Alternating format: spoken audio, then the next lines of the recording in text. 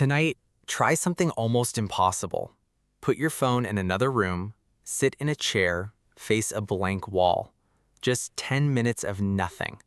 And imagine this. All day, somewhere inside you, there has been one quiet wish. Please, just leave me alone. Let the messages stop. Let the pressure stay outside the door. Let the noise of other people's needs finally go away. Then, for one small moment, it happens. The room goes quiet. No one is asking for you. Nothing is pulling at your sleeve. But instead of peace, your mind starts walking back toward the very things you wanted to escape. The unfinished work, the conversation you should have handled better, the future you were trying not to think about, the pressure you begged to keep outside the door. So the silence becomes boring, the boredom becomes mental noise, the mental noise becomes exhaustion, and somehow doing nothing makes you tired. Why can't I sit alone for 10 minutes without needing to escape myself? That sounds irrational, but what if it is ancient? Your brain is not terrified of your thoughts. It is terrified of the emptiness. You have wired your nervous system to run on constant distraction. It expects a new image, a new sound, or a new problem to solve every single second. When that constant noise stops, the brain panics. It treats the quiet room like a deprivation chamber. But long before TikTok, Netflix, and social media, human beings had to sit with silence far longer than you ever will. So what did ancient humans do when boredom had nowhere to escape? And what happens to a modern mind when every quiet second gets filled before it can become meaning? They did not kill it the way we do. They could not open a screen. They could not flood the room with noise. They could not pull another world out of their pocket. So boredom had to move into the real world, into the hands, into the breath, into the group. That is the difference. Modern boredom escapes into a device. Ancient boredom had to become an action. At Blombos Cave in South Africa, archaeologists found tiny shell beads dating back roughly 75,000 years. Do not picture a museum object. Picture something small enough to disappear in your palm. A little shell, a sharp edge, a hole opened through it, a thread passing through it, several shells placed together, then worn on a body, on the neck, on the wrist, on clothing. Somewhere another person could see it. Now the shell is no longer just a shell. It becomes a message, a symbol that helps a human live inside a group. A tool helps you cut, hunt, scrape, or build, but a symbol to something stranger. It tells other people who you are. Maybe it says, "This is my group." Maybe it says, "This is my place." Maybe it says, "Remember me when you see this." Think about that for a second. We usually think jewelry has to come from expensive stores, glass towers, polished display cases, a brand name, a price tag. But maybe the desire to decorate our lives is much older than luxury. Our ancestors were already wearing meaning on their bodies thousands of years before gold, fashion houses, and perfect machines. Just a shell from nature, a patient hand, and a human mind trying to make life richer than survival. Now move to another object, not a shell this time, a bone. Inside Hohlfels Cave in Germany, researchers found a flute made from bone more than 35,000 years old. Again, keep it simple. A hollow bone, finger holes cut into it, a mouth placed at one end, breath pushed through. Then the silence changes. One sound rises inside the cave. Someone hears it. Someone turns. Someone listens. And for a moment, several minds are no longer trapped inside separate thoughts. They are gathered around the same pattern. That is what rhythm does. It makes waiting easier. It makes fear easier to carry. It makes time feel shared instead of empty. So the answer is not that ancient humans never got bored. The answer is that boredom did not stay trapped inside the head. It moved outward. A shell became identity. A bone became music. A quiet group became a story. Modern neuroscience gives us a useful clue for this.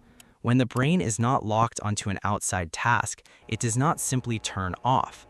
The task networks step back, and a system called the default mode network takes over. Think of it not as a screensaver, but as the brain's internal night crew. It helps the mind drift through memory, imagine the future, think about other people, and connect pieces of experience that did not seem connected before. In plain English, boredom can give the brain room to digest life. That is why ancient silence was not just empty air, it was space for the mind to work. And maybe the question is not only what our ancestors made from their boredom. Maybe the sharper question is this: if someone dug through the remains of your quiet moments thousands of years from now, would they find the beautiful things your mind had the space to create, or only the trace of a device that stole your silence before you even had the chance?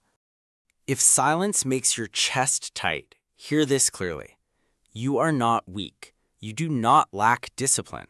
You are experiencing a nervous system that has been systematically trained to fear its own resting state. The villain of this story is not a specific app. It is not even your phone. It is hyperstimulation, the invisible modern reflex of erasing every single empty second. We fill the time while waiting, while eating, while walking, while waking up, between tasks, in elevators, in the middle of mild discomfort. But boredom is not the real reason your hands reach for the screen. To understand what is happening in the quiet room, you have to look at the biology of desire. Dopamine is widely misunderstood as the chemical of pleasure. It is not. It is the chemical of wanting, of pursuit, of attention direction. It pushes your organism outward. It says, look there, check that, swipe this, maybe the next one will be better. Modern technology weaponizes this system. It delivers variable novelty, unpredictable rewards, and fast switching with zero physical effort. When your dopamine peaks arrive this quickly and frequently, the ordinary world starts to feel painfully underpowered.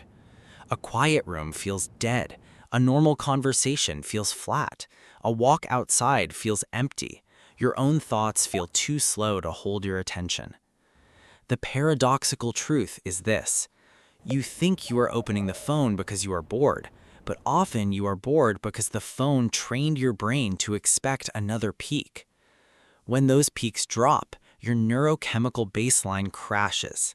That drop feels like restlessness, emptiness, irritability. You are not broken. You are walking around with a paleolithic nervous system trapped inside a modern dopamine factory. That ancient system expects silence to become memory, story, pattern, and social meaning. But the modern world keeps injecting fast novelty before the process can finish. You are carrying an ancient meaning-making engine, but you keep drowning it in endless digital static.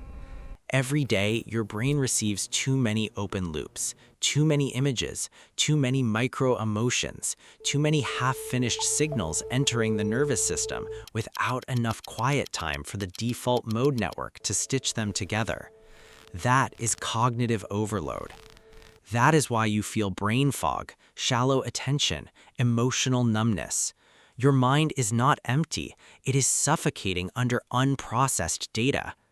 If your brain learned to fear silence through repeated exposure to artificial novelty, you can't fix it with guilt. You fix it by redesigning the inputs. The goal is not to quit the modern world. The goal is to give your ancient brain back a few rooms where no algorithm is allowed to enter. The brain is a highly adaptable machine. If fast screens trained your nervous system to panic in silence, slow reality can train it to feel safe again. Dopamine acts like a traffic cop in your head. It decides where your attention goes. If you constantly feed it fast digital noise, it never lets your internal thoughts cross the street. Here is how you take control back. Protocol 1. The white wall reset. For 10 minutes a day, sit facing a blank wall. No phone, no music, no distractions. The mechanism is simple. The first wave of panic you feel is just your brain begging for a quick dopamine hit. The itch to check your phone is the entire point. By sitting perfectly still and ignoring that itch, you are biologically teaching your nervous system that a quiet room is not an emergency. You cool down the craving. This forces the brain's night crew, the default mode network, to finally wake up and do its job of processing your life. But sitting completely still is not the only way to heal. Protocol 2, the 3 stolen doorways. Protect 3 small windows of time every day. 5 minutes after waking, 5 minutes after eating, 5 minutes before going to sleep. Keep your phone entirely out of reach. Why? These are the brain's natural transition windows. They are the moments your mind uses to digest the day.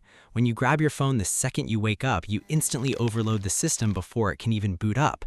By keeping these doorways clear, you give your brain a safe boundary. You let it transition smoothly instead of shocking it with digital noise. Protocol 3, the ancient hand loop. Spend 15 minutes doing a slow physical task in complete silence. Fold clothes, wash dishes, sweep the floor, walk without headphones. Here's the biology. If sitting completely still makes you too anxious, your brain needs an anchor. A simple physical task occupies the active working part of your brain just enough. It gives your hands a job. And when your hands have a steady, predictable rhythm, your mind feels safe enough to wander without drowning in panic. The paradoxical truth is this: the harder you try to distract yourself from boredom, the more exhausted your brain becomes. You are not trying to become a monk, you're just trying to become reachable to your own mind again. Picture a quiet face in the dark. A fire burning down to embers, a carved shell resting in a palm, a bone flute, unbroken ancient silence. Now look at the modern face. Bathed in the blue glow of a screen, swiping through endless fragments of artificial noise, terrified of an empty room, so overwhelmed by constant stimulation that it can no longer hear the sound of its own thoughts. Your ancestors did not become human because the world entertained them. They became human because silence gave their minds room to build a world.